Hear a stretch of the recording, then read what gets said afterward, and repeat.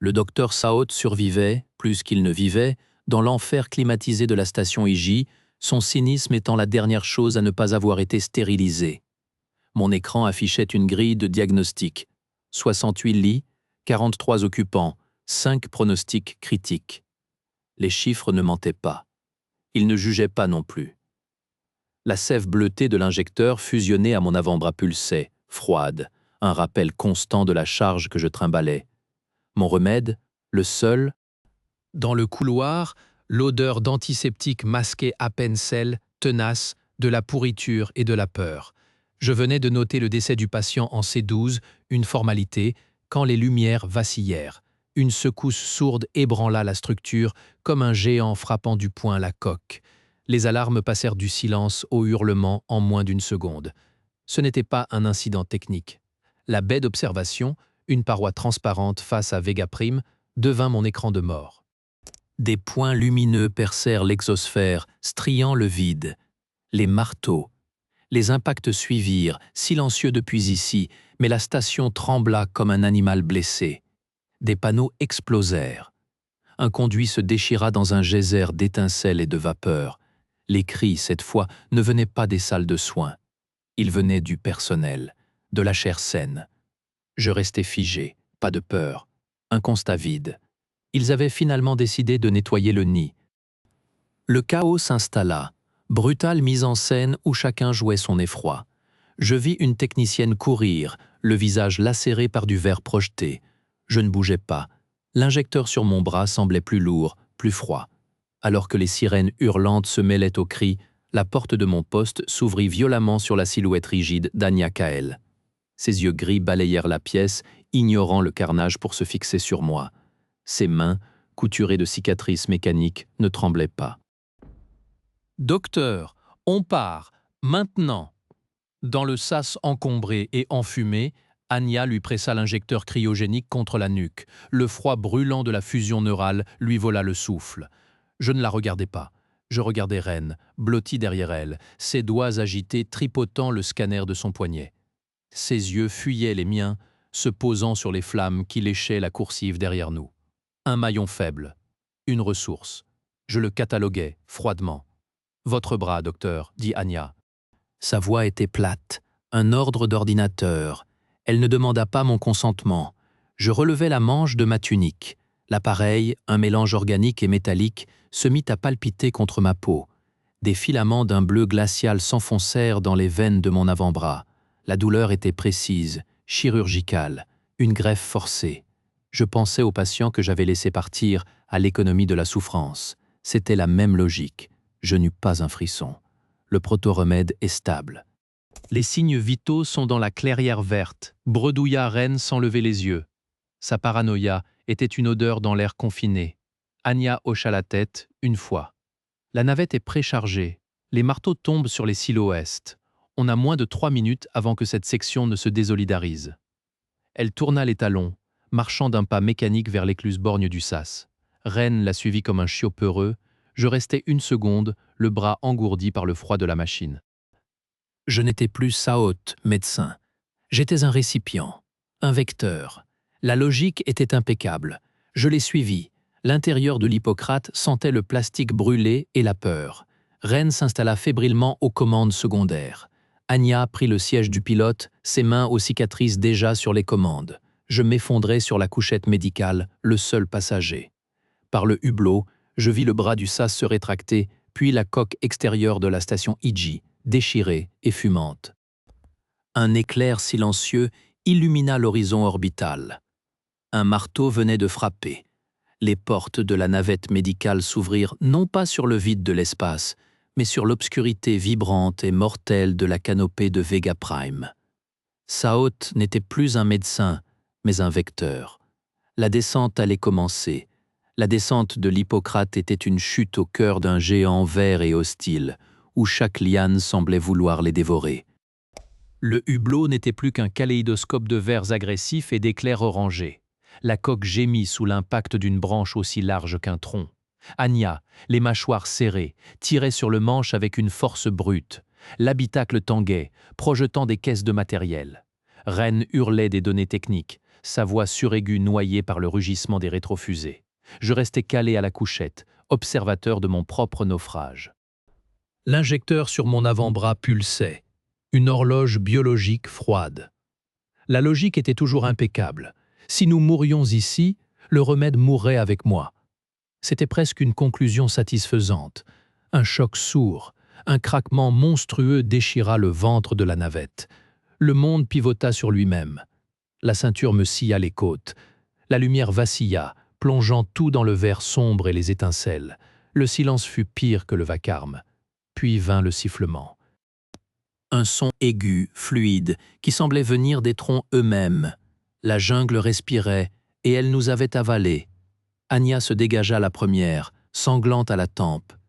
Extérieure, maintenant. Sa voix n'avait pas tremblé. Ren pleurnichait en détachant son harnais. Je défis le mien, mes doigts engourdis. L'air qui entrait par la brèche était lourd, chaud, chargé d'une odeur de pourriture sucrée et de métal brûlé. Nous rampâmes hors de l'épave fumante. La canopée nous engloutissait, une cathédrale végétale aux arches menaçantes. Les sifflements s'estompèrent, remplacés par un froissement de feuilles. Alors que les sifflements des prédateurs s'estompaient, un mouvement furtif dans les fougères révéla un éclaireur ennemi qu'Anya neutralisa d'un coup sec. Ils avaient été repérés. Le climax se jouait dans les entrailles d'un géant sylvestre, un arbre citadelle dont la sève corrosive dissolvait le métal et l'espoir. La voix d'Elara Vex crachotait dans le com d'Anya. « Rendez le vecteur. La stérilisation est déjà en cours. » Anya éteignit le com. Son regard croisa le mien. Pas de peur. Un calcul. La sève monte dans les canaux latéraux. Elle inonde les galeries basses. Ren tremblait, son scanner braqué sur l'écorce pulsante. « Ils sont partout, les signaux ?»« Partout. »« Ton scanner, dis-je. » La pièce bricolée. L'obsession des détails, la paranoïa qui fuyait le regard. Les pièces s'emboîtèrent avec une clarté chirurgicale. Il émet, n'est-ce pas? Pas seulement il reçoit, tu les as guidés. Il recula, une protestation puérile sur les lèvres. Anya fut plus rapide. Un mouvement sec. Son pistolet d'amarrage pressé contre sa tempe. Désactive-le, puis tu courras vers l'entrée ouest. Tu leur diras que le vecteur est là. Il obéit, sanglotant. Elle le poussa vers le boyau obscur. La sève atteindra le collecteur principal dans 60 secondes, murmura-t-elle en se tournant vers moi.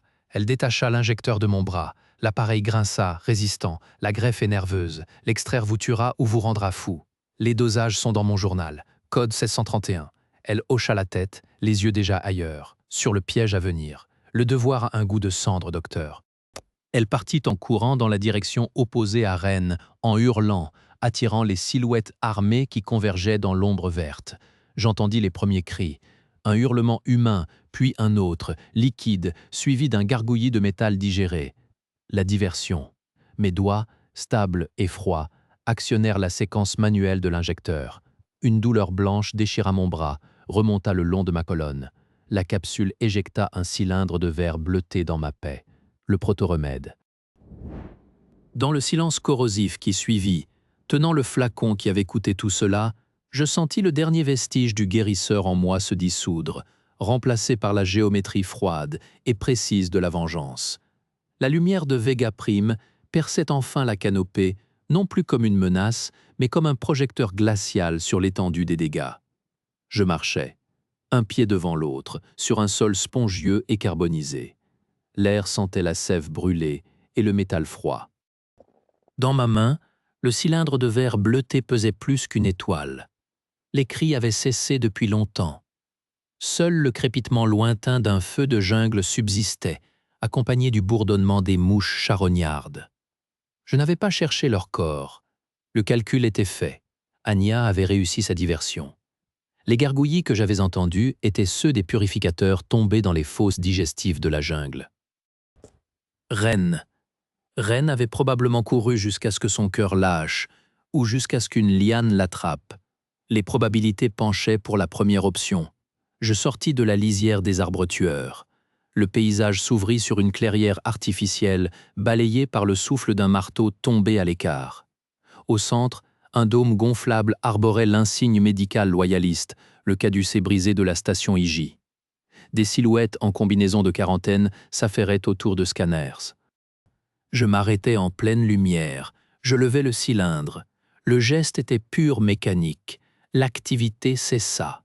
Une des silhouettes se détacha, se dirigea vers moi avec une prudence mesurée. Le visage derrière la visière était jeune, creusé par la fatigue. Un médecin, pas un soldat. Identification?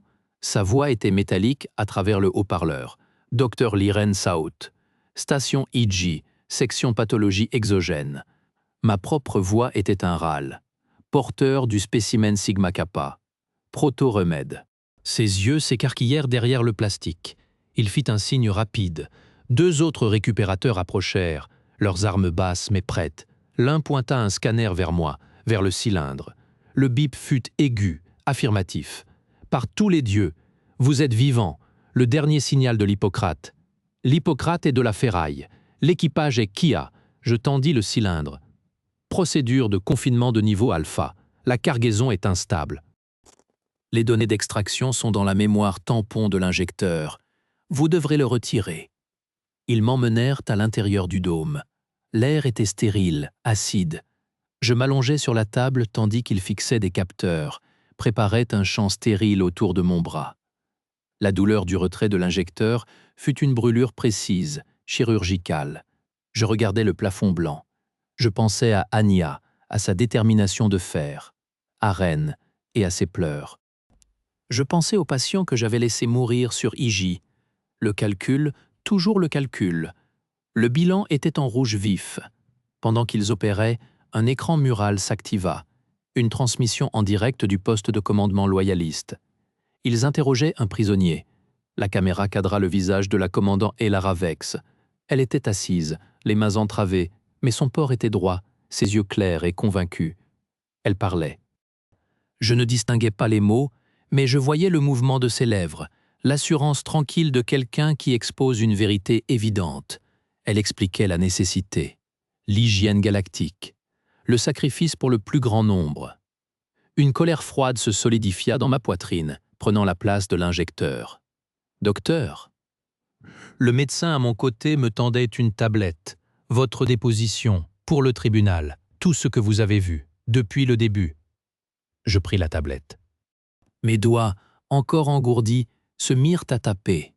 Pas un récit émotionnel, un rapport, clinique, détaillé, la destruction de IG, les coordonnées des frappes, les fréquences des communications purificatrices que j'avais interceptées dans la jungle, les identifications des éclaireurs neutralisés, les dernières paroles d'Anya Kael, l'emplacement probable des restes de Rennes.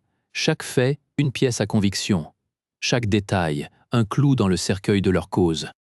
Je signais du nom que j'avais porté toute ma vie. Liren Saout, médecin-chef.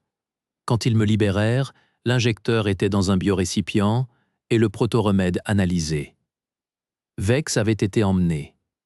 Le verdict ne faisait aucun doute. La transmission de mes données avait scellé son sort et celui de son mouvement. La guerre des idées était finie. La leur avait perdu. Ils me proposèrent un transport, une convalescence, un poste de conseiller. Je refusai. Je pris seulement une veste, des rations et une copie cryptée de mon rapport. Je marchais vers la sortie du dôme, retrouvant la lumière crue de Vega Prime. Elle ne brûlait plus. Elle éclairait simplement. Elle montrait la voie. Le docteur était mort dans la sève de l'arbre citadelle. L'homme qui marchait désormais dans la lumière froide n'était plus un sauveur. Il était un comptable, méticuleux, et sa première entrée au grand livre de la justice venait d'être tracée dans le sang de ses amis. La paix, quand elle vint, fut silencieuse et tranchante comme une lame de scalpel. Elle résidait dans le prochain nom sur la liste, dans le prochain crime à éclairer, dans la froide et perpétuelle équation de la dette à payer. Je m'engageais dans la jungle, non plus en fugitif, mais en prédateur. La chasse, désormais, était ouverte.